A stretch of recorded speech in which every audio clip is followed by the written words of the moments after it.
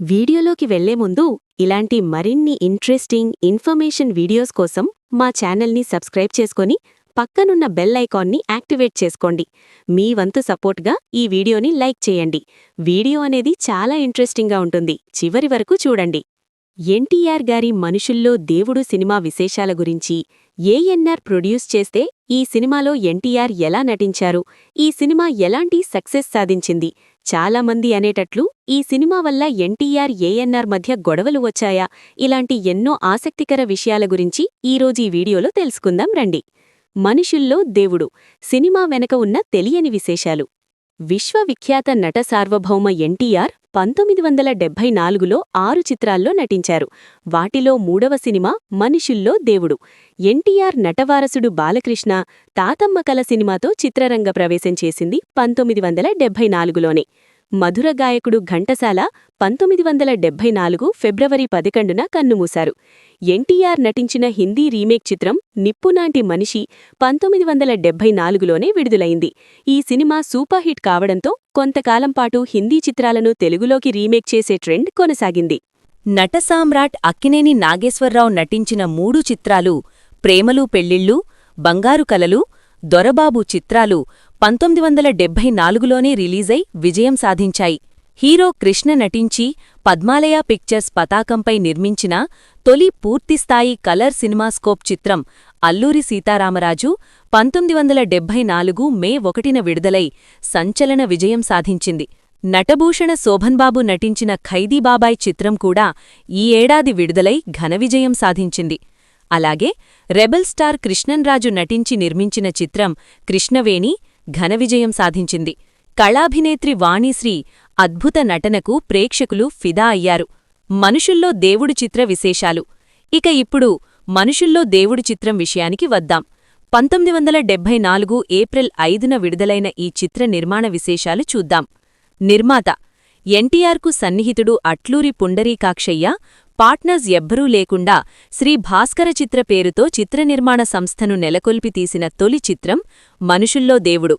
దర్శకత్వం అంతకుముందు కొన్ని చిత్రాలకు దర్శకత్వం వహించిన బివి ప్రసాద్కు ఎన్టీఆర్తో సినిమా చేయాలని కోరిక ఉండేది. పుండరీకాక్షయ్య నిర్మాణ సంస్థను ప్రారంభించగానే దర్శకుడిగా తనని పెట్టుకోమని ఒత్తిడి చేశారు. ఎన్టీఆర్కి ప్రసాద్ దర్శకత్వం వహించిన మహ్మద్ బీన్ తుగ్లక్ చిత్రం నచ్చడంతో ఆయనకు ఈ అవకాశమిచ్చారు. కథా చర్చలు. ఈ చిత్రానికి గొల్లపూడి మారుతీరావు రచయిత. ఎన్టీఆర్ క్లైమాక్స్లో ఫైట్స్ మరియు మారువేషాలు ఉండాలని సూచించారు. పంపిణీ. తొలుత విజయ పిక్చర్స్ వారు పంపిణీ చేయాల్సి ఉన్నా కొన్ని సమస్యల వల్ల అన్నపూర్ణ సంస్థ అంటే అక్కినేని నాగేశ్వరరావుది ఈ చిత్రానికి పెట్టుబడి పెట్టి పంపిణీ చేయడానికి అంగీకరించింది. షూటింగ్ మరియు పాటలు. Varudhini Pravarakhya dance ballet. ఈ బ్యాలేను కలర్లో తీయాలని నిర్మాత పుండరీకాక్షయ్య కోరిక. ఎన్టీఆర్ మొదట సందేహించినా పాటల మధ్యలో మాటలు కూడా ఉంటాయని చెప్పి ఒప్పించారు. సంగీతం.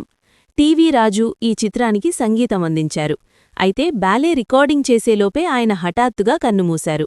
ఆ తరువాత సాలూరి హనుమంతరావు సంగీత సారథ్యంలో మిగిలిన పాటలు రికార్డ్ చేశారు. ఎన్టీఆర్ ఏఎన్ఆర్ కలయిక. వాహిని స్టూడియోలో బ్యాలే షూటింగ్ జరుగుతుండగా పక్క ఫ్లోర్లో అక్కినేని షూటింగ్ జరుగుతోంది. అక్కినేని సెట్కి వచ్చి ఎన్టీఆర్ని కలవడం అప్పట్లో ఒక విశేషం. నటీనటులు. బి సరోజాదేవి, వాణిశ్రీ హీరోయిన్లుగా నటించారు. కృష్ణంరాజు, గుమ్మడి, రేలంగి, సాక్షి రంగారావు తదితరులు నటించారు. ఒక పాటలో విజయలలిత రాధగా నటిస్తే బాలకృష్ణుడిగా ఎన్టీఆర్ కుమార్తె భువనేశ్వరి నటించడం విశేషం. 1974 ఏప్రిల్ 5న విడుదలైన మనుషుల్లో దేవుడు చిత్రం విజయవంతమై 100 రోజులు ఆడింది. ఈ సినిమా సక్సెస్ సెలబ్రేషన్స్లో ఎన్టీఆర్ ఏఎన్ఆర్ ఇద్దరూ కూడా చాలా యాక్టివ్గా కలిసి పాల్గొన్నారు. ఆ విధంగా ఈ సినిమా ఇద్దరికీ కూడా స్పెషల్ ఫిలింగా రిలీజైంది. ఇద్దరి కెరియర్లో కూడా ఈ సినిమా ఒక ఇంపార్టెంట్ ఫిలిం. అయితే కొన్ని చోట్ల ఈ సినిమా కలెక్షన్స్తో ఏఎన్ఆర్ సంతృప్తి చెందలేదు అని, దాంతో రెవెన్యూ విషయంలో ఇద్దరి మధ్య మనస్పర్ధలు వచ్చాయి అని చాలామంది చెప్పుకుంటూ ఉంటారు. కానీ అందులో సరైన అఫీషియల్ సమాచారం అనేది ఎవ్వరి దగ్గర లేదు. బట్ ఏఎన్ఆర్ ప్రొడ్యూస్ చేస్తే ఎన్టీఆర్ నటించిన సినిమాగా ఆడియన్స్ దృష్టిలో నిలిచిపోయింది ఏ ఫిల్మ్. ఆ విధంగా ఎన్టీఆర్ అండ్ ఏఎన్ఆర్ కెరియర్తో పాటు తెలుగు సినిమా చరిత్రలో కూడా ఒక మర్చిపోలేని జ్ఞాపకార్థమైనటువంటి సినిమాగా అండ్ ఆడియన్స్ దృష్టిలో కూడా మెమరబుల్ మూవీగా నిలిచిపోయింది ఈ సినిమా. మరి ఈ సినిమాపై మీ అభిప్రాయాన్ని కామెంట్ చేయండి. ఓకే. ఏఎన్ఆర్ గారి కెరియర్లో ఎన్నో biggest hits and memorable movies అనేవి ఉన్నాయి. అండ్ ఎన్టీఆర్ గారికి రీడ్లో కూడా ఎన్నో super duper hits and appreciated movies ఉన్నాయి. వాటిలో వీళ్ళిద్దరూ కలిసి యాక్ట్ చేసిన మల్టీస్టారర్ మూవీస్ కూడా ఒకటి. కానీ ఒక స్టార్ హీరో ప్రొడ్యూసర్గా మరో స్టార్ హీరోని హీరోగా పెట్టి డైరెక్ట్ చేయడం అనేది చాలా రేర్గా జరుగుతూ ఉంటుంది. అలాంటి రేర్ ఫినామినన్స్లో ఇది కూడా ఒకటి. అలా బాక్సాఫీస్ దగ్గర కమర్షియల్ హిట్ అయింది ఈ ఫిల్మ్ ఇద్దరికీ కూడా కెరియర్లో మెమరబుల్ ఫిల్మ్గా నిలిచింది. అండ్ ఆ ఇయర్లో ఇద్దరికీ సక్సెస్ అందించినటువంటి ఫిల్మ్స్లో ఈ సినిమా కూడా ఒకటి. మేకింగ్ పరంగా కూడా ప్రేక్షకుల్ని ఆకట్టుకుంది ఈ సినిమా. నందమూరి తారక రామారావు గారి కెరియర్లో ఎన్నో మరుపురాని చిత్రాలు ఉన్నాయి. అందులో 1974లో విడుదలైన మనుషుల్లో దేవుడు ఒక ప్రత్యేకమైన సినిమా. అట్లూరి పుండరీకాక్షయ్య గారి నిర్మాణంలో బివి ప్రసాద్ గారి దర్శకత్వంలో వచ్చిన ఈ సినిమా అప్పట్లో ఒక సంచలనం. ఈ సినిమా మ్యూజిక్ గురించి మాట్లాడుకుంటే ముందుగా చెప్పుకోవాల్సింది ప్రముఖ సంగీత దర్శకులు టివి రాజుగారి గురించి. ఈ సినిమాకు ఆయనే సంగీతమందించడం ప్రారంభించారు. కాని దురదృష్టవశాత్తు షూటింగ్ జరుగుతున్న సమయంలోనే ఆయన కన్నుమూశారు. ఆయన మరణం తర్వాత సాలూరి హనుమంతరావు గారు మిగిలిన పాటలను బ్యాక్గ్రౌండ్ స్కోర్ను పూర్తిచేశారు. అహో హిమవన్నగము ఈ పాట తెలుగు సినిమా చరిత్రలోనే ఒక కలికితురాయి. దాదాపు 15 నిమిషాల నిడివి ఉండే ఈ పాటలో వరూధిని ప్రవరాఖ్య ఘట్టాన్ని అద్భుతంగా చూపించారు. ఇందులో ఎన్టీఆర్ గారి ఆహార్యం, వాణీశ్రీగారి అభినయం ప్రేక్షకులను కట్టిపడేశాయి.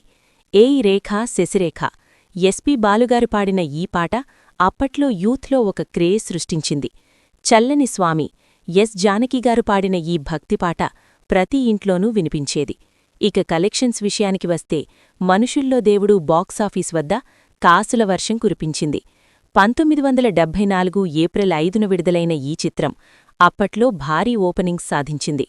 శతదినోత్సవం ఈ సినిమా ప్రధాన కేంద్రాలలో 100 రోజులు దిగ్విజయంగా ఆడింది. కలెక్షన్స్ అప్పట్లోనే ఈ సినిమా నిర్మాతలకు భారీ లాభాలను తెచ్చిపెట్టింది.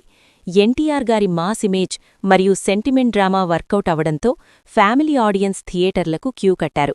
హిందీ రీమేక్ ఈ సినిమా సక్సెస్ చూసి దీనిని హిందీలో ఉధార్కా సింధూర్ పేరుతో రీమేక్ చేశారు. అక్కడ కూడా ఈ కథ పెద్ద హిట్ సాధించడం విశేషం. నిజానికి ఎన్టీఆర్ గారు ఈ సినిమాలో పోషించిన రాజా అనే పాత్ర ఆయన నటనలోని వైవిధ్యాన్ని మరోసారి చాటిచెప్పింది. కృష్ణంరాజుగారు, సావిత్రిగారు, గమ్మడిగారు ఇలా హేమాహేమీలు నటించిన ఈ చిత్రం ఇప్పటికీ క్లాసిక్గా నిలిచిపోయింది. మీకు ఈ సినిమాలో ఏ పాట అంటే ఇష్టమో కింద కమెంట్స్లో తెలియచేయండి.